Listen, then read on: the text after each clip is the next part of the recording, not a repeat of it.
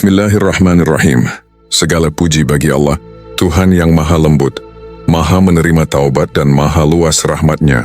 Saudaraku yang dirahmati Allah, hari ini kita berbicara tentang sesuatu yang seringkali membuat hati manusia bimbang, resah, takut, dan bahkan menjauh dari Rabb-Nya, dosa. Dan lebih khusus lagi, kita membicarakan sesuatu yang jauh lebih besar dari setiap dosa itu. Ampunan Allah. Mari kita mulai dengan menenangkan hati. Tarik napas perlahan, dan ingatlah, selama engkau masih hidup, selama engkau masih mampu mengucap astagfirullah, selama engkau masih bisa menyesal dan ingin berubah, maka pintu ampunan Allah tidak akan pernah tertutup. Manusia memang penuh salah. Saudaraku, tidak ada manusia yang berjalan di muka bumi ini tanpa kesalahan. Allah sendiri yang berfirman bahwa manusia adalah makhluk yang lupa, makhluk yang lemah, dan makhluk yang sering tergesa-gesa. Kita melakukan dosa karena kita manusia, terkadang karena nafsu, terkadang karena bodoh, terkadang karena lingkungan, terkadang karena lemahnya iman. Sebagian orang menangis karena dosa yang dilakukan bertahun-tahun lalu. Sebagian lagi merasa tidak pantas dekat dengan Allah karena masa lalunya kelam. Ada pula yang merasa, dosaku terlalu besar, tidak mungkin Allah ampuni. Tapi saudaraku, jika dosa sebesar itu bisa membuat Allah menjauh, maka untuk apa Allah membuka pintu taubat? Untuk apa Allah memberi kita waktu siang dan malam? Untuk apa Allah berfirman bahwa ampunannya lebih luas dari langit dan bumi? Ampunan Allah tidak dibatasi waktu. Pernahkah engkau merasa ingin berubah, tapi terhenti karena malu dengan dosa sendiri? Pernahkah engkau ingin kembali kepada Allah, tapi merasa tidak pantas? Ketahuilah, Allah tidak pernah menutup pintunya. Justru Allah menyuruh kita untuk datang, kapanpun, dimanapun, dalam kondisi apapun. Bahkan jika seorang hamba bergelimang dosa, kemudian di detik terakhir hidupnya, sebelum nafas habis, ia menyesal dan berkata dengan jujur dari hatinya, "Ya Allah, ampuni aku," maka Allah mampu menghapus seluruh masa lalunya. Allah tidak menunggu kita sempurna, Allah hanya menunggu kita kembali. Kisah-kisah yang menguatkan. Mari kita dengarkan kisah-kisah dari Rasulullah dan orang-orang saleh, kisah nyata yang membuktikan bahwa ampunan Allah lebih besar dari seluruh dosa manusia. 1. Pembunuh 99 nyawa. Ada seorang lelaki yang membunuh 99 orang. Seluruh desa takut kepadanya. Ia datang kepada seorang rahib dan bertanya, "Apakah aku masih bisa bertaubat?" Rahib itu menjawab, "Tidak." Maka lelaki itu pun membunuh rahib itu genap 100 orang. Namun hati kecilnya masih ingin berubah. Ia bertanya kepada seorang ulama yang berilmu. Ulama itu berkata, "Siapa yang bisa menghalangi ampunan Allah?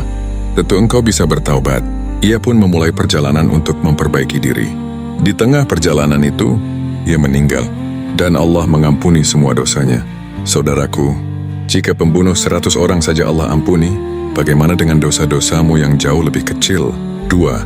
Wanita pezina yang memberi minum anjing. Ada seorang wanita yang hidup dalam maksiat.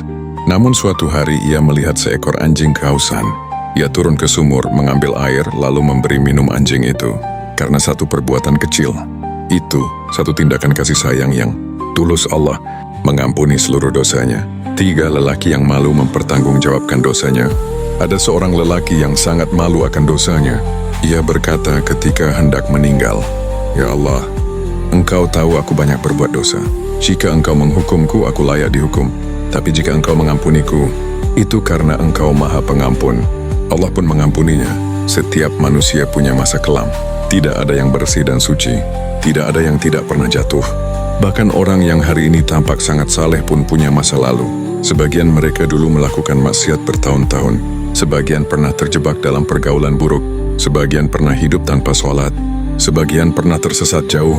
Namun mereka memilih untuk kembali. Saudaraku, yang membuat seseorang mulia bukan karena ia tidak pernah salah, tapi karena ia tidak berhenti memperbaiki diri. Penyesalanmu adalah bukti Allah masih menyayangimu. Jika hari ini engkau merasa bersalah, itu tanda bahwa hatimu belum mati. Jika engkau masih bisa menangis karena dosa, itu tanda imanmu masih hidup. Jika engkau ingin kembali, itu tanda bahwa Allah memanggilmu. Allah tidak memanggil orang yang tidak ia inginkan. Jika hati ini tiba-tiba tergerak untuk berubah, itu adalah hidayah. Dan hidayah itu tidak akan datang jika Allah tidak menyayangimu. Jangan takut dengan masa lalu. Masa lalu tidak menentukan masa depan. Dosa kemarin tidak menentukan keberkahan hari ini.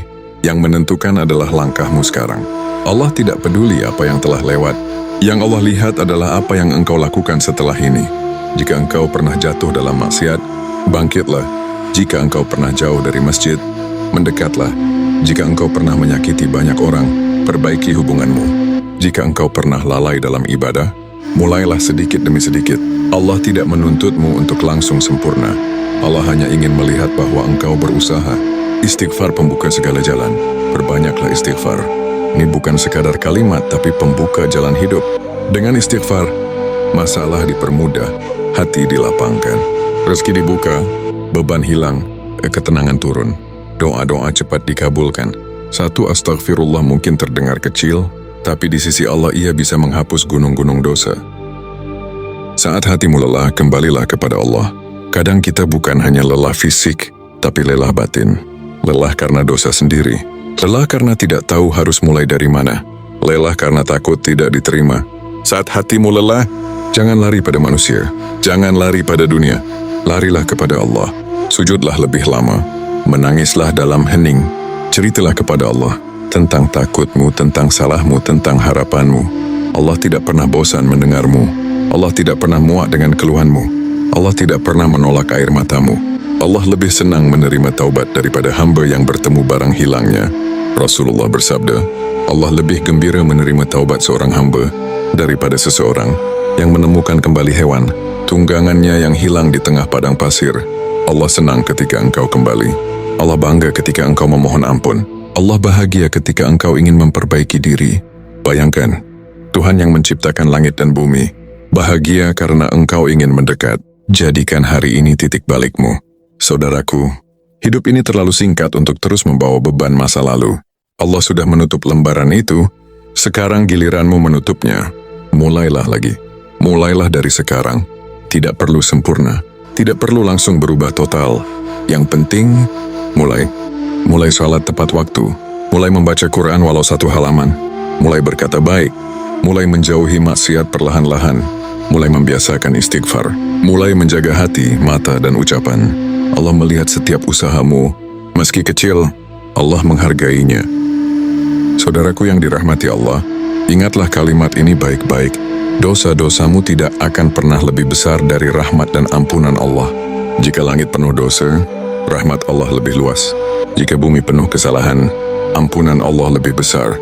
Jika hidupmu penuh noda, kasih sayang Allah lebih dalam. Kembalilah, mulailah lagi. Allah menunggu. Bahkan sebelum engkau memanggilnya, semoga Allah membimbing langkah-langkah kita, menghapus dosa-dosa kita, menenangkan hati kita, dan menjadikan kita hamba yang selalu kembali kepadanya. Amin. Ya Rabbal Alamin. Alhamdulillah. Sampai di sini dulu nasihat kecil dari Ayah Jayid Subang hari ini. Semoga apa yang kita dengar barusan bisa menjadi pengingat, menguatkan hati, menenangkan jiwa, dan menuntun kita semakin dekat kepada Allah. Ingat, hidup ini bukan tentang siapa yang paling sempurna, tapi siapa yang terus mau memperbaiki diri. Kalau engkau jatuh, bangkit lagi. Kalau engkau salah, taubat lagi. Kalau engkau jauh, mendekat lagi. Allah tidak butuh kita sempurna. Allah hanya ingin kita terus berusaha. Terima kasih sudah membersamai Ayah Jayid Subang hari ini. Tetap semangat jadi pribadi yang lebih baik, lebih sabar, lebih lembut hatinya, dan lebih dekat dengan Allah. Sampai jumpa di nasihat berikutnya. Dari Subang, dari hati yang tulus, Ayah Jayid Subang mendoakanmu selalu dalam kebaikan. Barakallahu fiikum. Wassalamualaikum warahmatullahi wabarakatuh.